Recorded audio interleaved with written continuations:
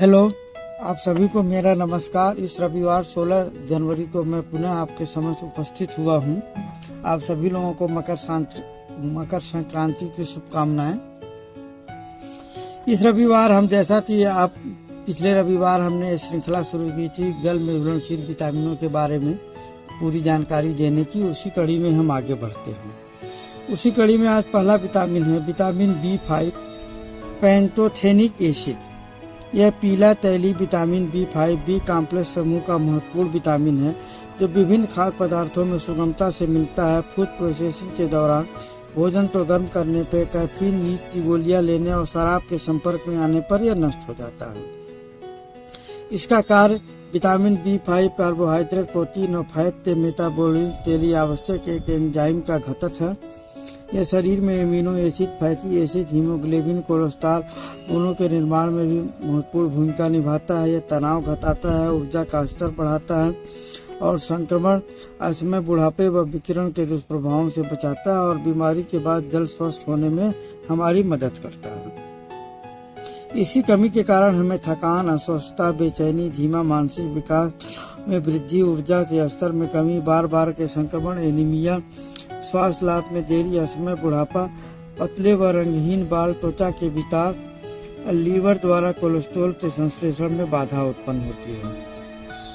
Vitamin B5 लगभग सभी खाद्य पदार्थों में उपलब्ध होता है, लेकिन ये एवोकैडो, ब्रोकली, सोयाबीन व मशरूम में प्रचुर मात्रा में पाया जाता है। एवोकैडो वगैरह में तो ये पाया ही जाता है। इसके साथ साथ ये लगभग हर तरह के भोजन में इसको मिल जाता है। विटामिन B5 के बारे में चर्चा समाप्त करते हैं। हम विटामिन B6 के बारे में अब चर्चा करते हैं। अब विटामिन B6 पायरिडॉक्सिन, यह जल में घुलनशील विटामिन B6 लंबे समय तक संग्रहण व प्रकाश से संपर्क में आने पर निष्क्रिय हो जाता है और खाद्य सामग्री को डिब्बाबंद करने, भूनने व फूड प्रोसेसिंग तकनीकों का उपयोग, शराब के संपर्क में आने पर भी यह नष्ट हो जाता है। इसका कार्य क्या है? विटामिन B6 मुख्यतः आहार से शरीर के लिए आवश्यक ऊर्जा के उत्पादन में सहयोग करता है और ट्रिप्टोफैन के नियासिन में बदलाव के लिए लीवर में के उत्पादन व स्राव, हीमोग्लोबिन व संक्रमण रोधी एंटीबॉडी के उत्पादन में विटामिन B6 की महत्वपूर्ण भूमिका होती है तथा त्वचा रोग संक्रमणों से यह बचाता है। हानिकारक कोलेस्ट्रॉल के स्तर में बढ़त, दिल के दौरे, वितीस से विटामिन B6 हमारी रक्षा करता है। यह शरीर में सोडियम और पोटेशियम के संतुलन को नियंत्रित करता है और समान शारीरिक व मानसिक कार्यों के लिए बेहद महत्वपूर्ण होता है। इसकी कमी के कारण विटामिन B6 की कमी के कारण ऊर्जा व इम्यूनिटी में कमी, एनीमिया, एजिमा ऐसे त्वचा रोग, ओठों को विकार, फटना और त्वचा की रंगत में कमी जैसी समस्याएं हो सकती हैं। इसकी कमी से इलेक्ट्रोलाइट असंतुलन व रक्त में कोलेस्ट्रॉल या शर्करा ब्लड स्तरों में बढ़त हो सकती है। इसका स्रोत मुख्यतः साबुत अनाज, अंकुरित गेहूं, मुखी के बीज, नट्स, सोयाबीन, मसूर आदि दालें, सब्जियां और मांस इत्यादि हैं। आवश्यकता स्थिति WHO द्वारा रेकमेंडेड महिलाओं और पुरुषों में दोनों के लिए 1.3 मिलीग्राम प्रतिदिन ये आवश्यक है। अब बात करते हैं vitamin B7। Vitamin B7 vitamin H बालों की वृद्धि करने वाला हेयर ग्रोथ विटामिन कहलाता है।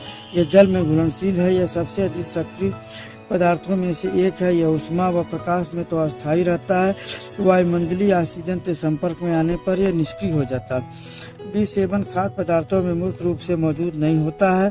अधिकांश अनाज में मौजूद बायोटिन में केवल 20 से 40% ही शरीर द्वारा अवशोषण के लिए उपलब्ध होता है, इसलिए इसे हमें सप्लीमेंट के रूप में लेना ही पड़ेगा। इसका कार्य क्या है? बालों, त्वचा व नाखूनों के स्वास्थ्य और विकास में सहायक होता है। किन रूखेपन से बचाकर लचीलापन बढ़ाकर बालों को असमय सफेदी व झड़ने से बचाता है। उसकी चमक व बनावट में सुधार करता है। कार्बोहाइड्रेट, फैट व इम्यूनो एसिड के मेटाबॉलिज्म में भी मदद करता है और कच्चे अंडे की सफेदी में ओविडिन नामक प्रोटीन बायोटिन के अवशोषण को बाधित कर देता है। अतः इसके सेवन से बायोटिन की कमी हो जाती है। इसकी कमी के लक्षण क्या हैं? का झड़ना, पतले बाल, टेढ़े मेढ़े बाल, शरीर के विभिन्न भागों में चचकते, सूक्ष्म त्वचा और कमजोर नाखून हो जाते हैं। स्रोत चावल का चोकर, सोयाबीन, ताता, अंडे का पीला भात। आवश्यकता WHO द्वारा रेकमेंडेड पुरुषों और महिलाओं दोनों ये 30 माइक्रोग्राम बायोटिन आवश्यक है, लेकिन इसकी कमी होने पर 3 से 6 महीने तक हमें रोजाना 10 मिलीग्राम बायोटिन सप्लीमेंट लेना आवश्यक है। बालों के अत्यधिक झड़ने पर बायोटिन सप्लीमेंटेशन की सलाह दी जाती है। शरीर में विटामिन B7 के स्तर की जांच द्वारा इसकी कमपूर्ति का पता चल जाने पर पुनः इसकी आरडीए जितनी मात्रा 30 मिलीग्राम का दैनिक सेवन आप कर सकते हैं। विटामिन B5 की रेकमेंडेड आरडीए मात्रा जो है पुरुषों और महिलाओं में 5 मिलीग्राम प्रतिदिन की आवश्यकता इन्हें होती है। और पुनः बता देते हैं विटामिन B6 की महिलाओं और पुरुषों दोनों के लिए 1.3 मिलीग्राम आवश्यक है। और विटामिन B7 का 30 माइक्रोग्राम बायोटिन सबको जरूरी होता है।